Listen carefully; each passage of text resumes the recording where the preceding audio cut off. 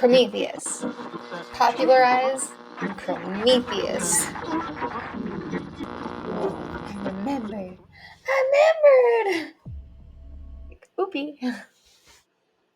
Hello, everyone. Welcome back to my channel. I am glad that you could make it here today.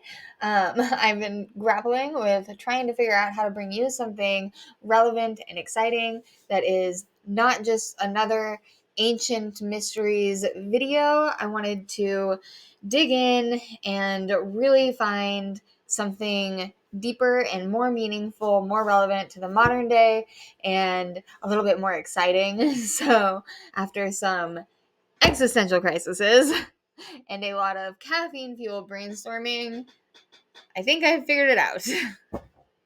So what we're going to be doing today is going iceberg style, starting at the surface with some well-known stories and ideas that are like basic mythology, but then we're going to dive deeper, hitting some lesser-known theories, myths, and even some conspiracies. Of course, what would an iceberg conspiracy style video be without some conspiracies? We're going to sink even further from there, hit some lesser known conspiracies and some more fringe theories.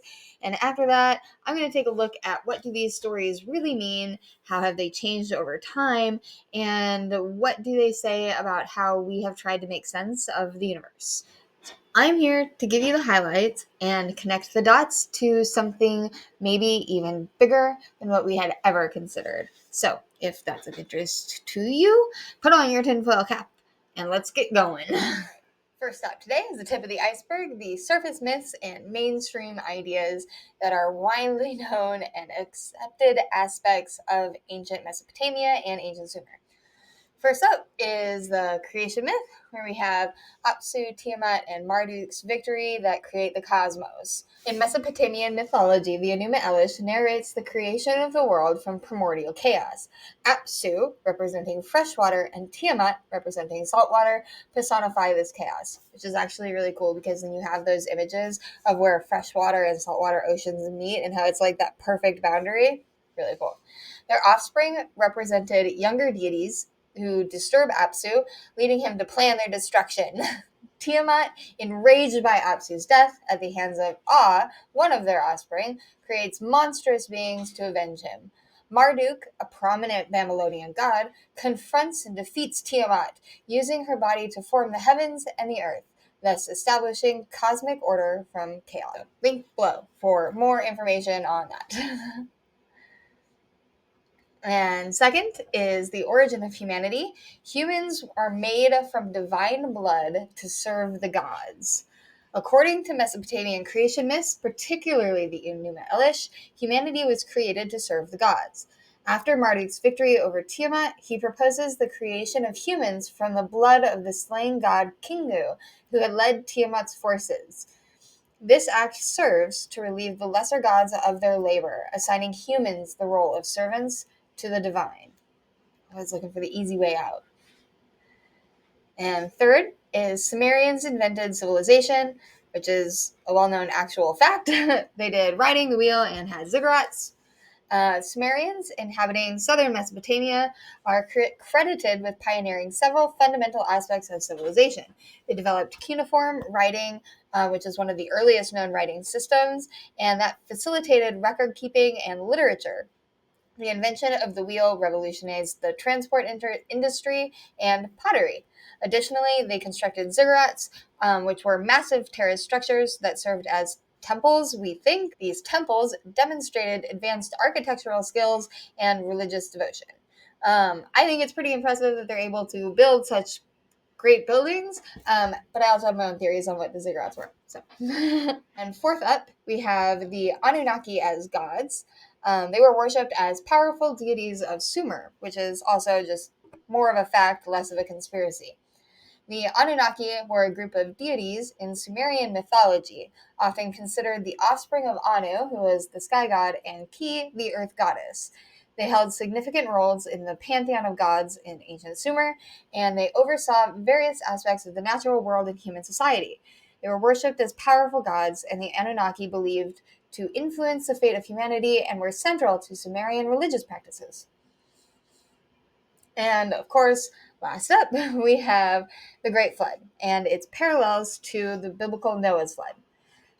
The Sumerian flood narrative, notably depicted in the Epic of Gilgamesh, which is next up, or maybe you came to this one from that one. Anyway, doing another episode on that one, shares a remarkable similarity to the biblical account of Noah's flood.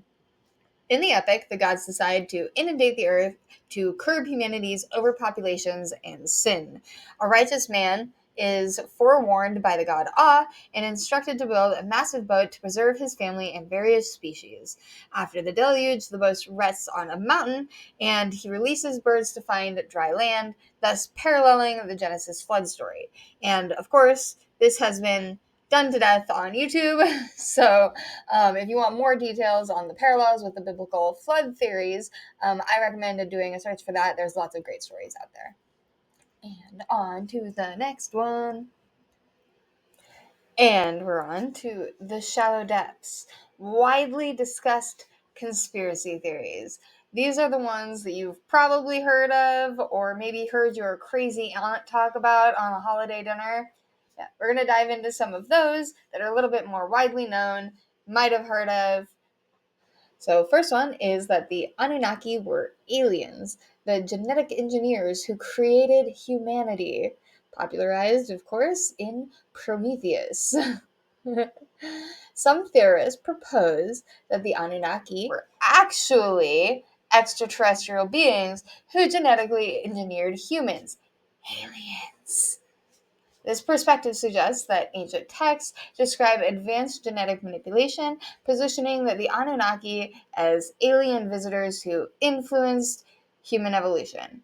And while I appreciate these theorists trying to go deeper, I think that they missed the mark a little bit in saying that it's alien. Second up here is that the Sumerians had advanced technology, evidence of ancient battles and astronomical precision. The Sumerians are credited with remarkable technological advancements for their time. They had sophisticated astronomical systems, meticulously observed celestial movements, and created detailed lunar calendars. Artifacts like the Baghdad Battery, although its origin is debated, are often cited as evidence that they had more advanced technological capabilities. So that's where this conspiracy sort of gets a little bit weirder, is that they didn't just have batteries, that they had advanced technology, but more advanced than what you would expect of an ancient civilization. And third is the lost city of Eridu, which is said to be the true Eden. Let's see. Eridu is considered one of the earliest cities in southern Mesopotamia and holds significant historical influence. Some scholars suggest that Eridu's prominence in ancient texts may have influenced later cultural narratives, including those found in the Bible, which I do also agree with, is that whenever we tell a myth or a story, when another culture comes along, they adapt the previous culture's story, their ancestors' story, to the modern age, which is one of the things that we're doing here on this channel, is we're taking these old stories and looking at them for the modern age. And fourth up is Tiamat as a destroyed planet, which is an allegory for a cosmic collision in our solar system. In Sumerian mythology, Tiamat is depicted as a primordial goddess embodying chaos. Some interpretations suggest that the myth of Tiamat's destruction by Marduk symbolizes a cosmic event such as a planetary collision leading to the formation of Earth and the asteroid belts. And the last one on this list is that the zodiac and Sumerian astrology were the foundations of modern star maps, which is true, just a little bit less widely known. The Sumerians were pioneers in the field of astrology, and they developed an early zodiac system that influenced subsequent civilizations. They identified constellations and associated them with deities, laying the groundwork for the astrological traditions that followed. Next one. And here we are at the lesser known theories, the more obscure and speculative theories on our list. First up is the Enuma Elish encodes quantum mechanics, chaos and order as early descriptions of quantum states. The Enuma Elish, a Babylonian creation myth, narrates the transition from primordial chaos to ordered cosmos through the deity Marduk's victory over Tiamat. Some modern interpretations suggest that this narrative metaphorically parallels concepts in quantum mechanics, where the universe emerges from quantum chaos into structured reality. Second is the Anunnaki and the Nephilim connection, a Bible crossover theory. The Anunnaki are deities from Sumerian mythology, as discussed, and while the Nephilim are described in the Bible as offsprings of the sons of God and human women, some theorists propose a connection between these two groups, suggesting that ancient narratives about divine beings interacting with humans may share common origins or reflect similar archetypal stories. And we'll talk more about that on this channel as well.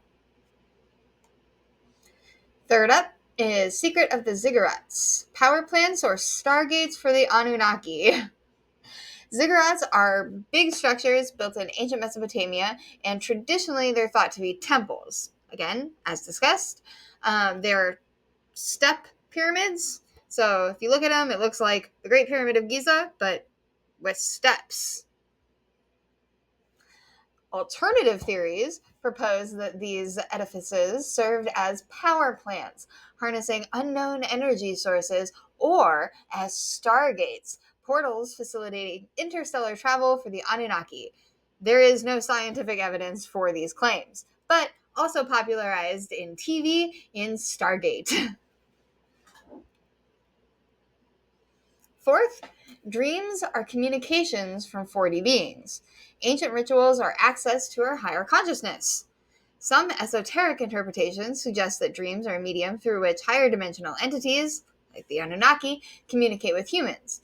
Ancient cultures often engage with rituals aimed at inducing dreams or altered states of consciousness, possibly to receive guidance or knowledge from these higher realms. A lot of modern metaphysicists do this and channel from the Anunnaki or from higher dimensional beings. And fifth is humanity's divine DNA, that Anunnaki left traces in our genome. The hypothesis here is that the Anunnaki genetically engineered humans, and this implies that the traces of their manipulation remain in our DNA. While mainstream science attributes human genetic diversity to natural evolutionary processes, some theorists interpret genetic markers as evidence of extraterrestrial intervention. And last, but certainly not least, Planet X and Nibiru, the Anunnaki's homeworld and its coming return. According to certain interpretations of Sumerian texts, Nibiru, sometimes referred to as Planet X, is the home planet of the Anunnaki. Some theories suggest that Nibiru has an elongated orbit and periodically returns to the inner solar system, potentially causing cataclysmic events on Earth. Another interesting one if you want to dive into it, but a little bit on the crazy side. Sorry, Zachariah Sitchin. All right, and moving on. And here we are, down in the deep depths, down at the bottom of the barrel conspiracy theories that are far less accepted and verge on the metaphysical. First up is the Anunnaki are fourth dimensional beings. They interact with us as higher dimensional entities, some interpretations suggesting that the Anunnaki deities from Sumerian mythology are higher dimensional beings that interact with our three-dimensional reality.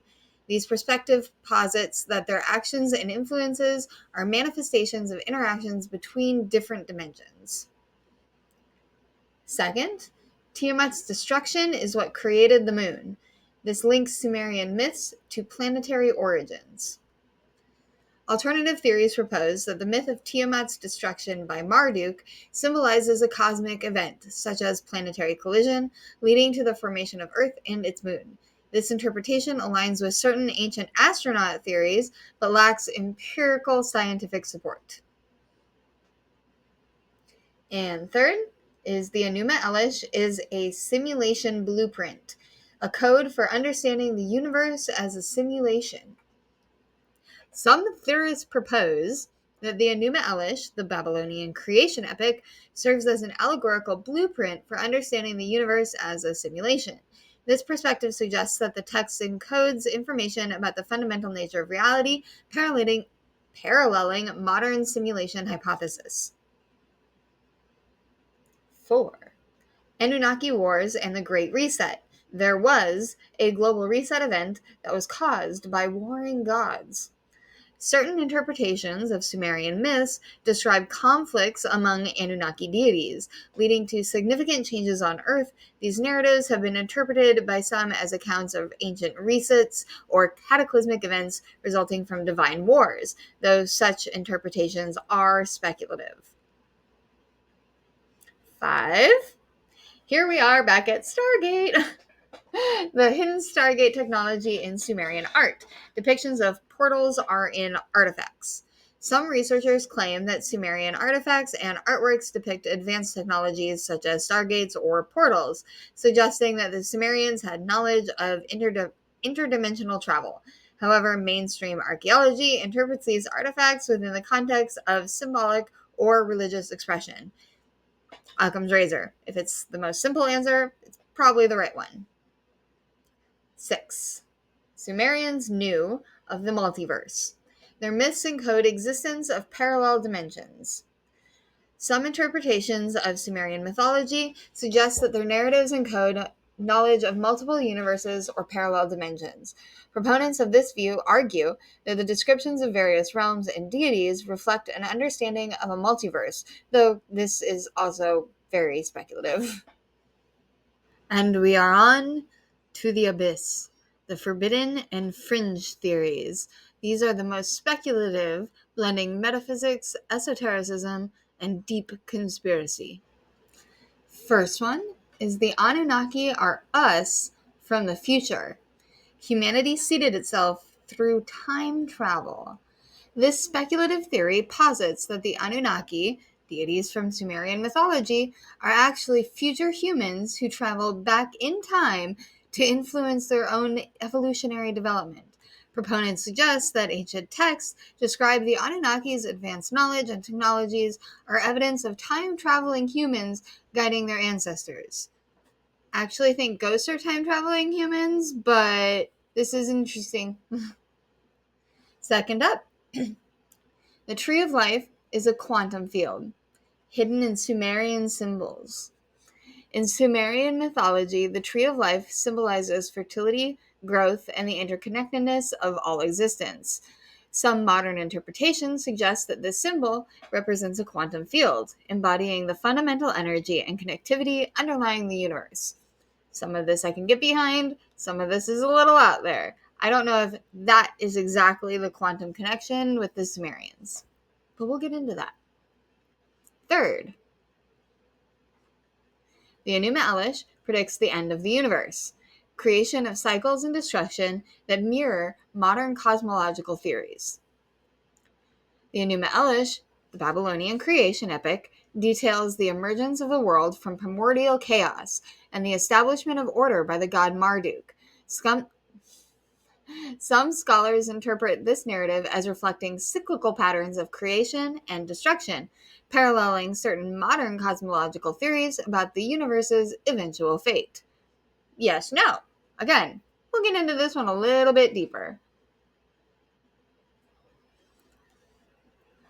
Fourth is Anunnaki and reincarnation. They control humanity's spiritual evolution. This one is a repeating conspiracy theory as well. I hear versions of this in a bunch of different belief systems. In the Mesopotamian belief system, the Anunnaki were considered powerful deities who could influence human destiny. Some interpretations suggest that the Anunnaki oversee the cycle of life, death, and rebirth, thereby guiding humanity's spiritual evolution.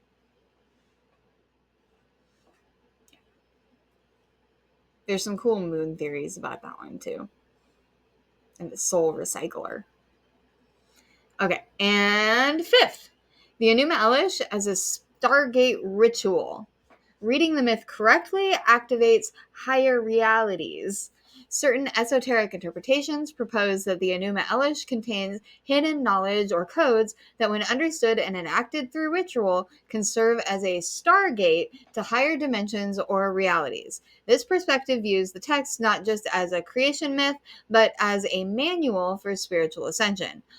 I like testing things. On this channel, I think it's cool to test stuff.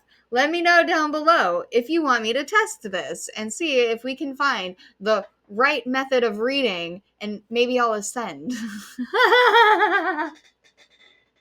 Number 6, the universe as Tiamat's body. Our cosmos is a reflection of Tiamat's sacrifice. In the Enuma Elish, after the god Marduk defeats the primordial goddess Tiamat, he uses her body to create the heavens and the earth. This act symbolizes the transformation of chaos into order, suggesting that the very fabric of the universe is composed of Tiamat's remnants, embodying the idea that creation arises from the remnants of primordial chaos. And on to the next one. All right, part 2, let's go. We have explored some of the wild layers of myths and conspiracies in part 1, and now here in part 2, we are shifting into something that's not just a theory, not a what if, this is real. The Sumerians didn't just leave us with epic stories and towering ziggurats, they gave us something even more profound, a way to experience and structure time. And here's the best part. This isn't about aliens or ancient technology handed down from interstellar beings. This is pure human brilliance. We don't need to discredit our ancestors by inventing extraterrestrial scapegoats for achievements that we think are too advanced. The Sumerians were smart, really smart, and their understanding of time proves it. They weren't just casually counting days or seasons. They laid the groundwork for how humanity experiences time as a concept, influencing everything from calendars to how we think about the future. So if you've ever wondered why we experience time the way that we do, or why a housefly seems to dodge you like it's a bullet, then this is where it gets fascinating. Let's dive into how the Sumerians' understanding of time shaped civilization and even hints at quantum level mysteries. Ready? Let's go. So, in framing this discussion about Sumerians and time, we are going to explore how they were pioneers in structuring and experiencing time, diving into the implications for the human perception of time compared to other animals, and introduce potential quantum connections. First off, is Sumerians were pioneers of timekeeping.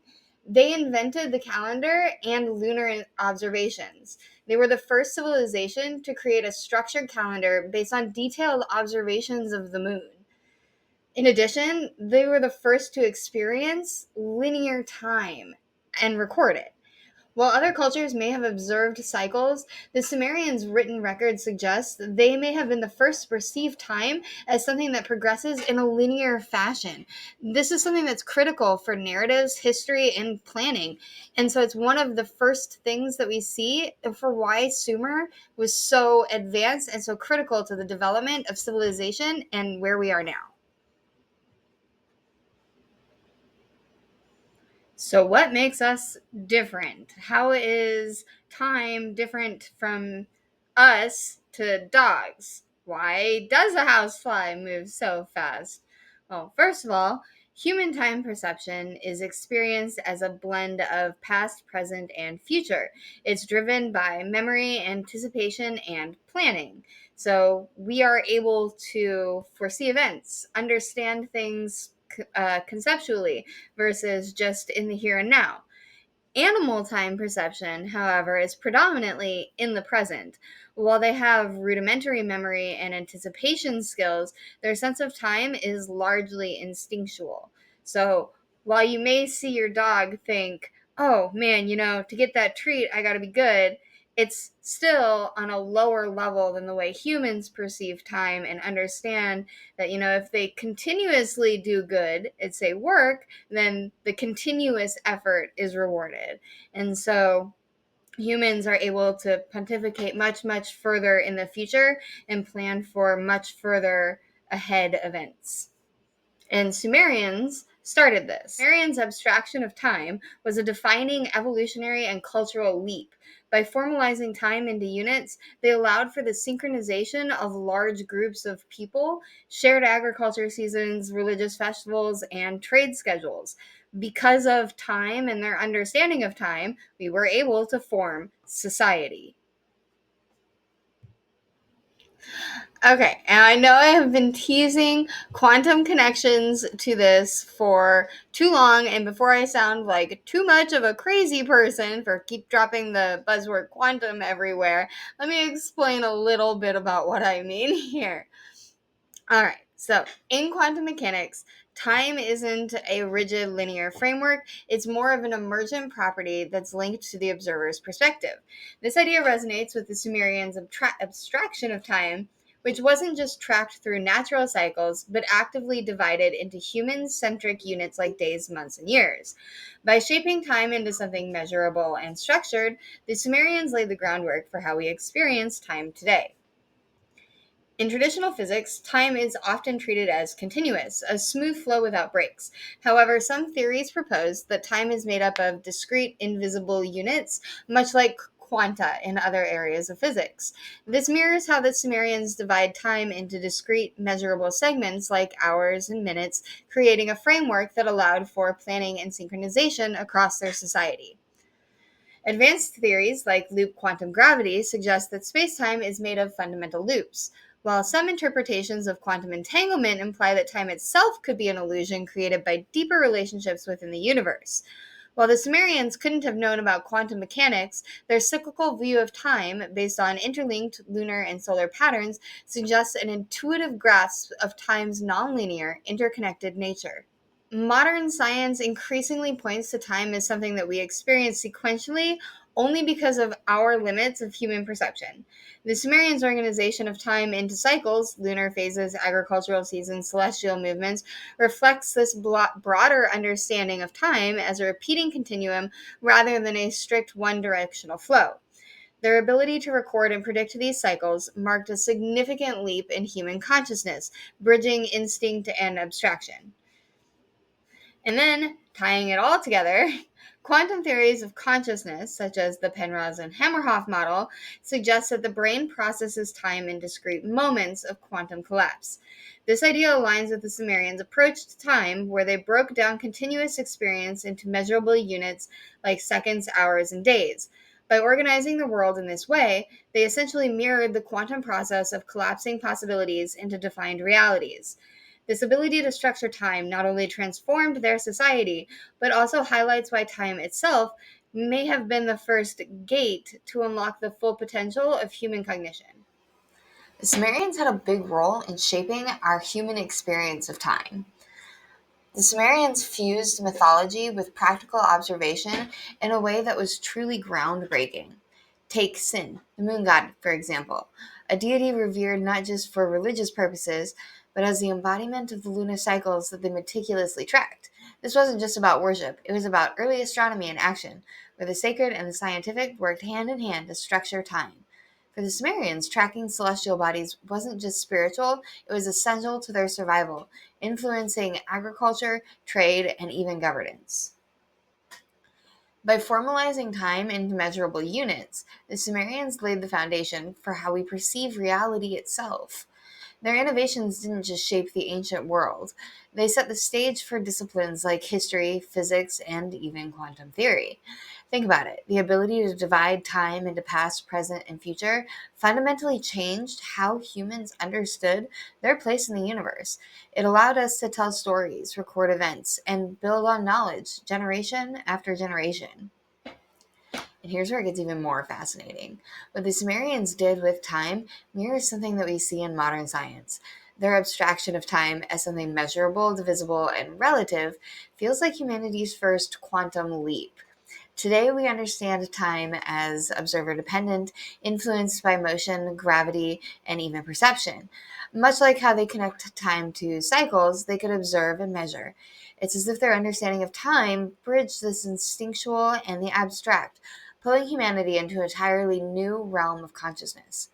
In many ways, Sumerians' innovations in timekeeping created a seamless link between ancient wisdom and the cutting-edge science that we grapple with today.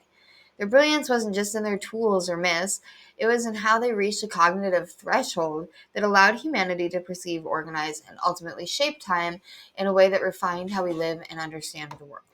Now, if you're anything like me, you're already tearing apart everything I just said. Because let's be real, if we're going to say time was the first cognitive gate to open, we've got to ask some big questions. Why? Why did this happen at this specific stage of evolution? And more importantly, what is the difference between simply experiencing time and actually perceiving it in the structured way that the Sumerians did? How we do. What was it, biologically, that allowed humans to cross this threshold when we did? These questions have been rattling around in my brain for a very long time. So let's dig into it. Okay, time to dive into some actual explanations of all of this. So the biology of this whole time perception thing starts right here in the human brain. You see, our brains have specific regions that are responsible for processing and perceiving time. The prefrontal cortex, the cerebellum, and the basal ganglia. These areas work together like a finely tuned clock, giving us abilities like episodic memory, to recall past events, temporal prediction, to anticipate what's coming next, and interval timing, to gauge durations.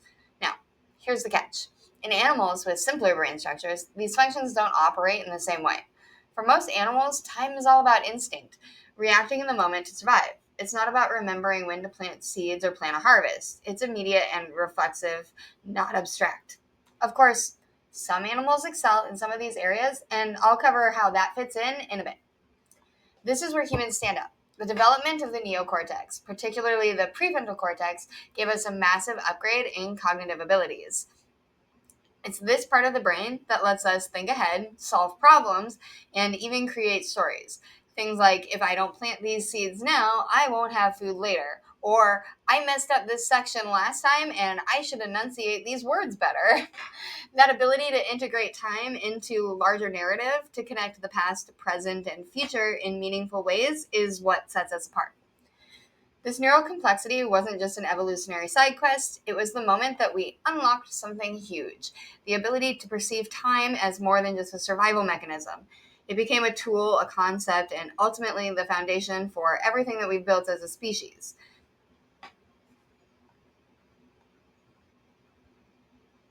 So now let's talk about the leap from living in the moment to planning for this future, a shift that fundamentally separates humans from other animals.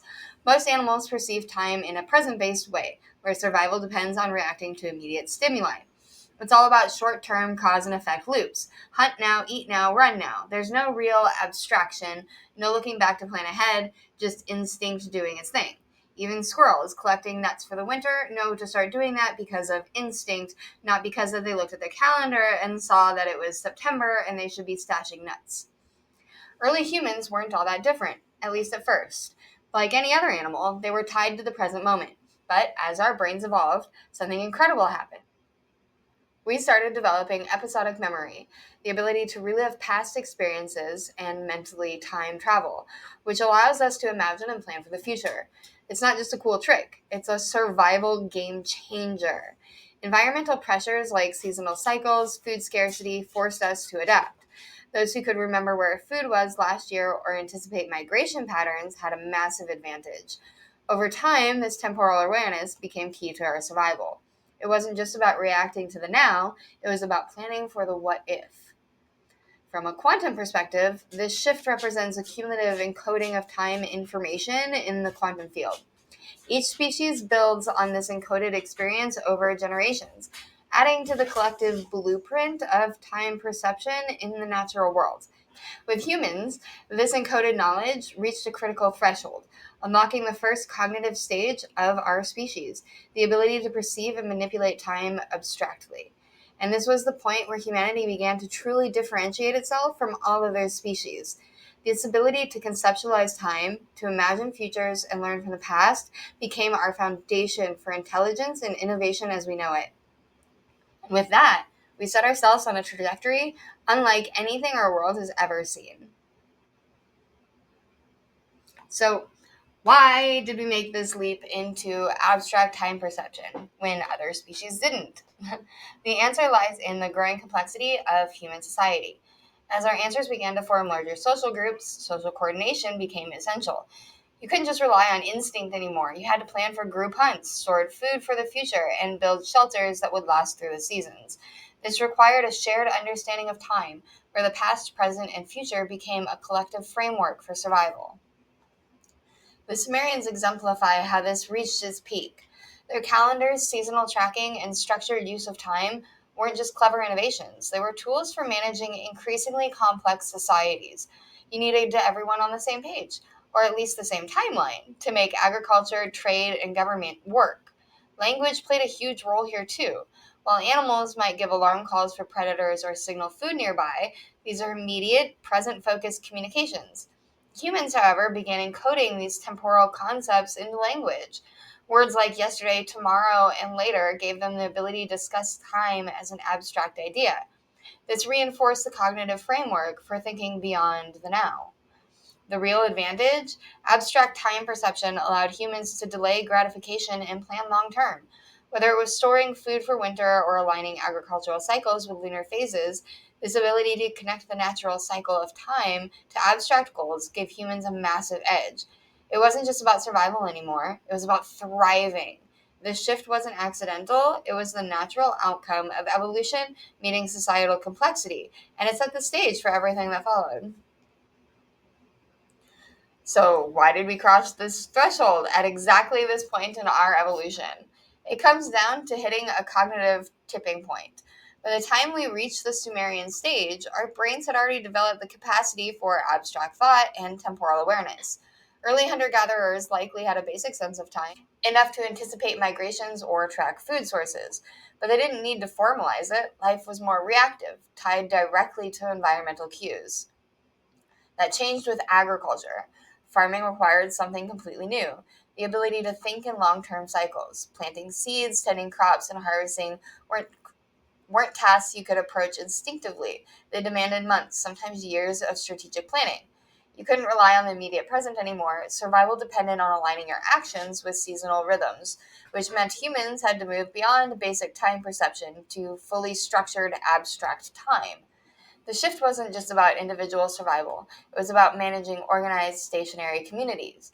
Agriculture tethered humans to one place, creating the need for record keeping, calendars, and eventually large scale coordination of labor and resources. That need for structure pushed us to formalize time into measurable units, something the Sumerians perfected with their meticulous tracking of lunar cycles and celestial movements. The stage of evolution represents the moment where human cognition truly separated from instinct and stepped into abstraction. Time wasn't just something we reacted to anymore, it became a tool, a system, and ultimately the foundation of civilization of itself. Let's dive into why humans perceive time the way that we do and how that ties into both biology and quantum theory. Biologically, our brains experience time subjectively, shaped by attention, memory, and emotion. But modern quantum theories suggest that time, as we perceive it, might be an illusion or observation, a construct emerging from how we process reality.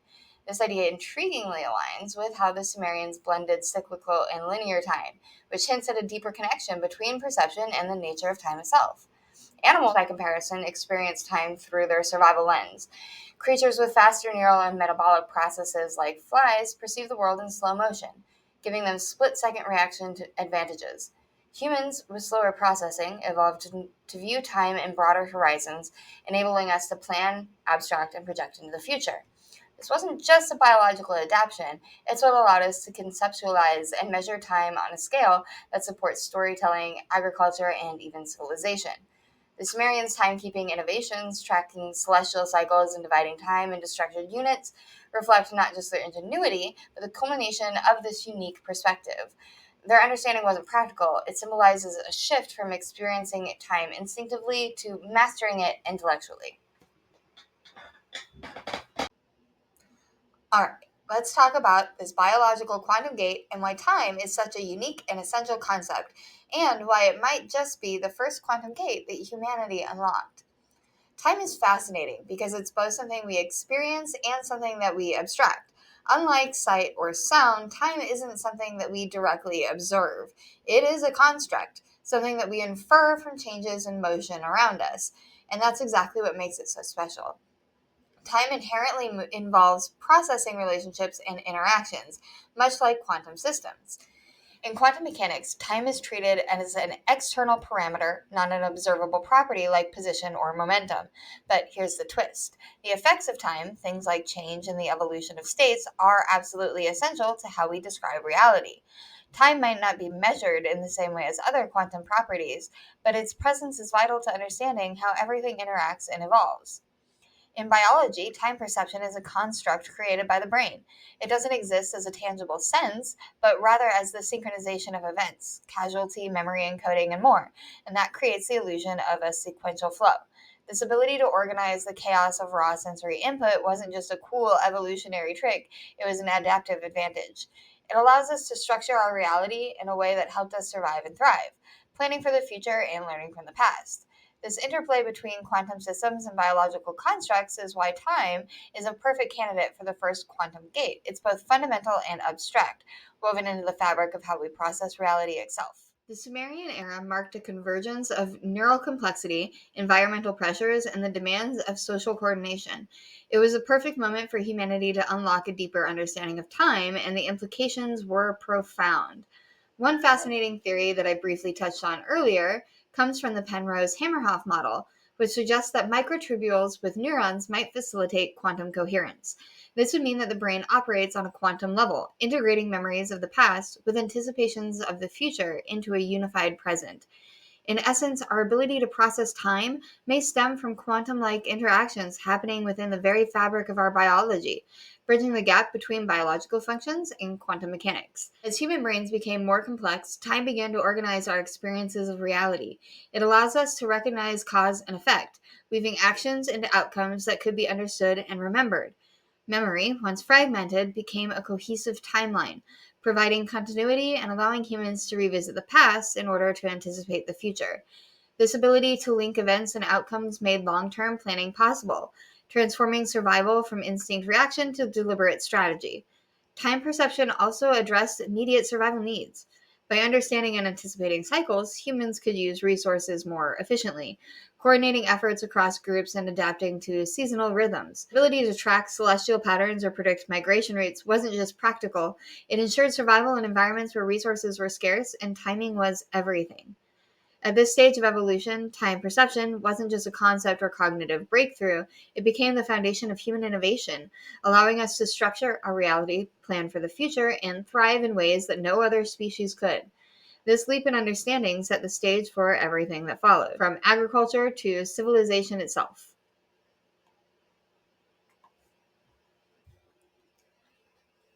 All right, let's address the elephant in the room. Does calling time perception a quantum biological gate just sound like fancy jargon, or does it actually mean something? When we dig deeper, it turns out there's more substance to this idea than you might think. Time perception bridges the quantum and classical worlds because it requires interpreting chaotic, probabilistic states and transforming them into a coherent, ordered flow. This process is surprisingly similar to how quantum systems behave. At the quantum level, particles exist in a state of superposition, meaning they occupy multiple states at once until they're observed, collapsing into a single outcome. Human time perception works in a strikingly similar way. Our brains take a chaotic flood of sensory data, sight, sound, sensations, and collapse it into a singular linear experience of now. This act, focusing and interpreting reality, mirrors the quantum process of collapsing probabilities into an observable state. Then there's the concept of measured induced inversibility in quantum mechanics. Once you observe a quantum state, that observation introduces an era of time. An event becomes fixed, irreversible. Human cognition does something similar with memories.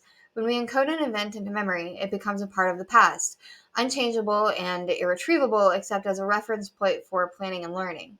This irreversibility is what gives rise to our linear perception of time, the foundation for how we organize our lives and plan for the future. Finally, let's talk about neural coherence. The synchronization of neural activity in the brain may mirror quantum coherence, where seemingly independent events are unified into a single structured system. This coherence represents the biological collapse of chaotic sensory input into a unified timeline, allowing us to perceive time as sequential and structured. Far from being buzzwords, these parallels highlight how time perception is fundamentally connected to the quantum world within the biological, creating the cognitive framework that allows humans to thrive. Time perception wasn't just a cognitive breakthrough. It was the spark that ignited higher order thinking and transformed humanity into what we are today. By acting as a biological quantum gate, time allowed us to integrate the past, present, and future in ways no other species could. This integration gave us the ability to relive the past through episodic memory, not just for nostalgia, but to enhance learning and pass down knowledge across generations.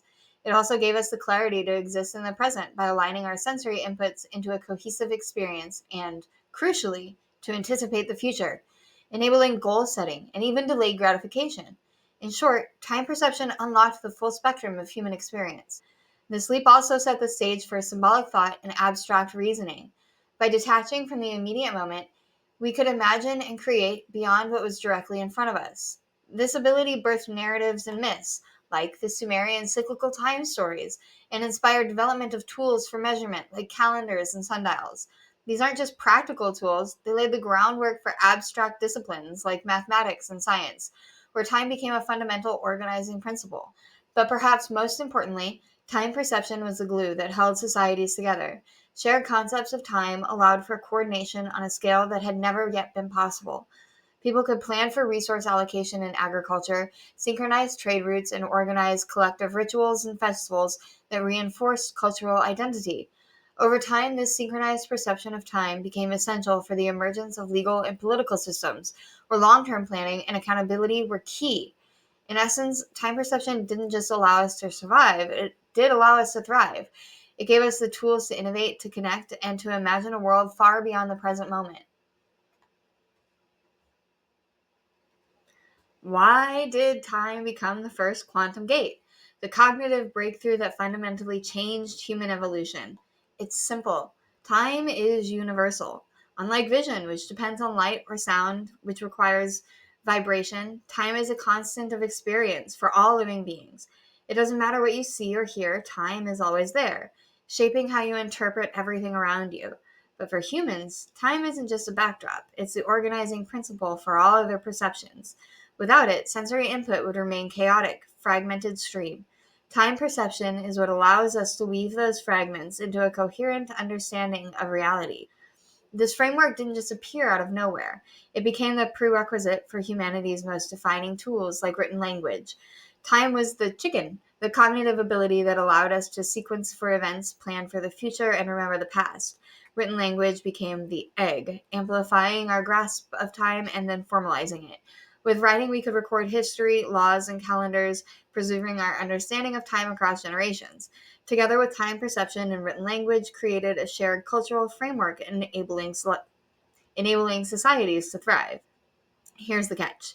Written language and the arts couldn't have come first. Both rely on the foundation that time perception provides, the ability to structure events into the past, present, and future. Without that ability, there'd be no reason to create tools like writing to document it or art to symbolize its passage. Time was the mental scaffolding for these human innovations, enabling abstract thought, long-term planning, and even the reflection needed to create meaning through storytelling. Biologically, this shift was essential.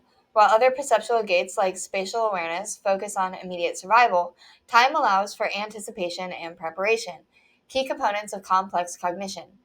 And this is where humans truly set themselves apart from other species, even other members of the Homo genus.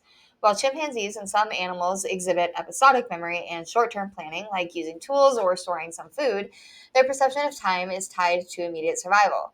Humans evolved a unique capacity to conceptualize and communicate events across vast temporal scales, which allows us to share narratives, delay gratification, and transfer knowledge across generations.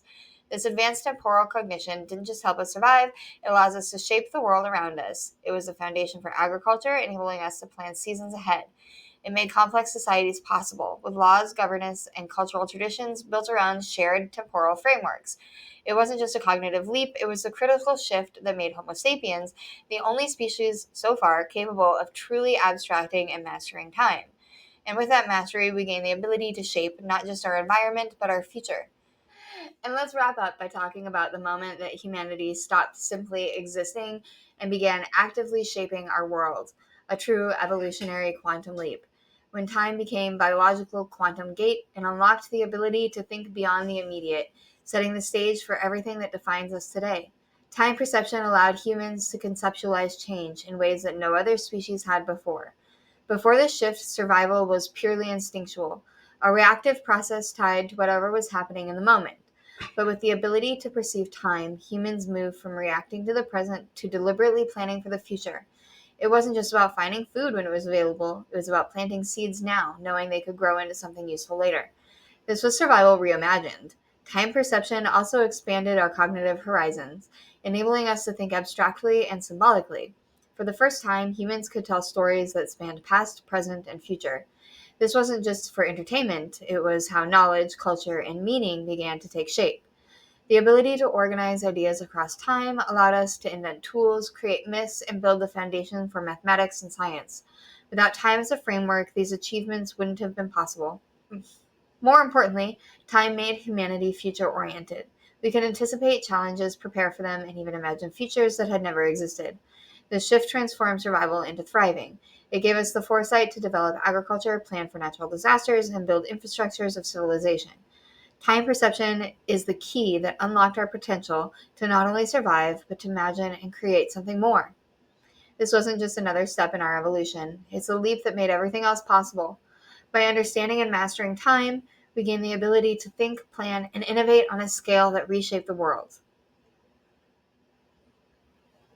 So, after diving into the myths, conspiracies, and even these quantum mysteries, what really ties it all together? It's time. But not just as a concept. Time is the first cognitive gate that humanity unlocked. The Sumerians were the perfect example of what happened when we crossed that threshold. They didn't just observe their world, they organized it. They structured reality, gave it meaning, and built a framework for everything that followed. Their innovations in timekeeping weren't just clever, they were revolutionary. They turned abstraction of time into something tangible, paving the way for written language, agriculture, architecture, and even the stories that still inspire us today. But the story of time is bigger than the Sumerians. Unlocking time as a cognitive gate changed everything about how we experience reality. It gave us the ability to connect the past, present, and future in ways that no other species can. It shaped how we think, how we plan, and how we imagine. And here's the thing, we don't need aliens or wild conspiracies to explain this. It's a testament to the brilliance of human ingenuity. The ripple effects of that first leap are still with us, woven into every aspect of ourselves. So, as we wrap up, let's not just admire the Sumerians' incredible contributions, let's reflect on the deeper truth that they reveal, that their legacy isn't just about ancient civilizations, it's about humanity's first great leap, unlocking the gate of time. This wasn't just a tool that they mastered, it was a foundation for everything that makes us human. It was the key that allows us to explore, innovate, and imagine, and it remains the thread connecting our past, present. Thanks for sticking with me through this journey. Next time, we're going to dive deep into the secrets of Egypt and see what there is to uncover in the desert. I have some interesting theories about the pyramids. See ya.